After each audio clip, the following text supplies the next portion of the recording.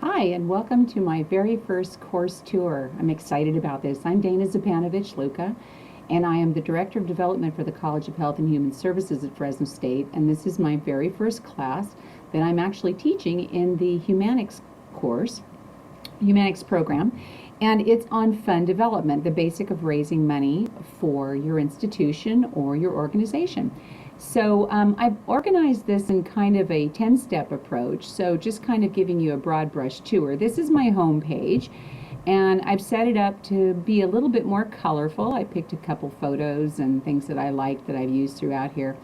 And the next thing that we can take you to here is Welcome to Fund Development. And since fundraising is about relationships, I figured I wanted to be as relatable as possible and have a bit of a online personality or online persona as well as my up close and personal one, since my class is only meeting face to face one time for a few hours. So here you have Welcome to Fund Development, and as you can see here, I've asked my class to share one page about themselves or their organization and the things that they are passionate about. And I like to travel, and so I told them to share the things that bring them joy and happiness, which mine is family and travel. So you can see I've got Victor E, and then my work, and then I've also got a picture of my husband and I in Paris for my birthday. And then the next thing I added was a little bit about me, and I call myself a coach. I actually used the format that was available in Blackboard. I like this one because it had words rather than the actual function. So in other words, when we look further down the page, you'll see share, reflect, my ideas, etc. This one here, I'm calling myself the coach, since rather than being a professor, I'm referring to myself as such. I've also provided here a video welcome message under the coach thing that tells them hi from me before they actually get to the class if they want to check it out. And then obviously I've loaded in my syllabus, my fall syllabus, which is a PDF file, which I'm just not even going to go load that up. Anyway, I think the most important part here is the 10-step development program, and I'm going to give you a broad brush overview here with a little bit of help from instructional design. I've got this really wonderful graphic that shows how the 10 steps all work together and work into the project. Because as you can see here, there's 10 steps to fund development that I've outlined in here. And each one of those steps, and it has each step illuminated here with the project, are a piece of the project. And then once you've got through step 6, 7 and 8, you can kind of move through the process so that by the time you get to 10, you could be up and running. And then it also has my contact information. And it talks a little bit here about the actual activities and what they need to do, tells them what I expect of them under activities and assignments, which are general instructions. So for just to take a look at this, let's take a look at, let's do Art of the Ask. That's another one, the dreaded solicitation. And in each of these sections, I have the objective of what I expect them to learn. And then I also have a PowerPoint, which I've narrated, and then also some little videos that they can look at. And in some of them, I actually have PDF files of things that they can read. There's just different activities for them to do.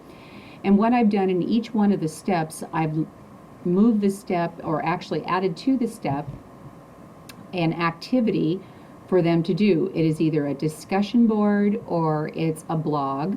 And just to kind of go up here real quick, in the discussion board, I've called those share, and the journals are reflect, and the blogs are my ideas. The journals I'm not grading on, that's just for them to kind of use for their own information or thoughts that they have. But the blog is where they can share and build on other people's ideas, and the discussion board is mostly the chat piece. I'm also allowing my students to work in teams on their project of 1 to 2, 1 maybe 3 at the outside. Students can work on a particular project area, and we'll get to the projects in a second. But anyway, at the very bottom of each step, it is linked back to a project or a discussion board or a blog item. And where's my thread here? It tells them what to do under there, but I wonder why it's not on there. Goodness. Well, anyway, it's probably just because it's brand new. But if you go to the discussion boards, you have each one of the items in here. And if you go down to the Art of the Ask, I have a 2-part discussion board here where they're asked to ask for support for their favorite charity and then to write the reflections. And then the other thing I'm also doing is having them film themselves ask me for money, so that I can take a look at that. And it's kind of using various mediums. In the blog idea, we can see here we have different ideas that they can share with their classmates, which all tie into their project. So let's go look at their project. Their project is basically developing a case statement, an awareness plan, and then an audience assessment. And if you go into this a little deeper, there's the rubric and the contacts. And basically the project has 3 parts, which you saw from the graphic that we provided. And then if they don't have an organization that they work with, I'm allowing them to contact other individuals who I have pre-selected that will talk about their organizations to give them real-world experience, hands-on experience. And this is also part of it. Then when they have completed their project, their final will be to give a very short PowerPoint presentation in Collaborate that the rest of the classmates can view and enjoy together. And they will be preloading their PowerPoint presentations up, and then their development profile, which is the case statement, the 3-part thing that I referred to above, the audience survey, the awareness strategy, and the case statement. That will be loaded up separately and will not be shared with the other classmates. So just the PowerPoint presentation will be shared with the classmates.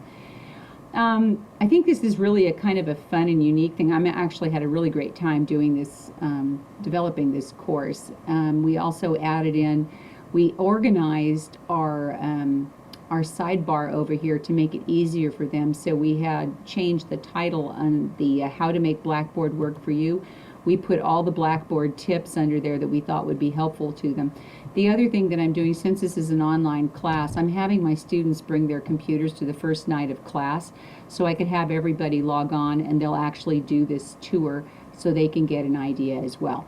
So I think that concludes my little quick online tour. I hope you enjoyed it, and maybe you might want to take my course on fund development.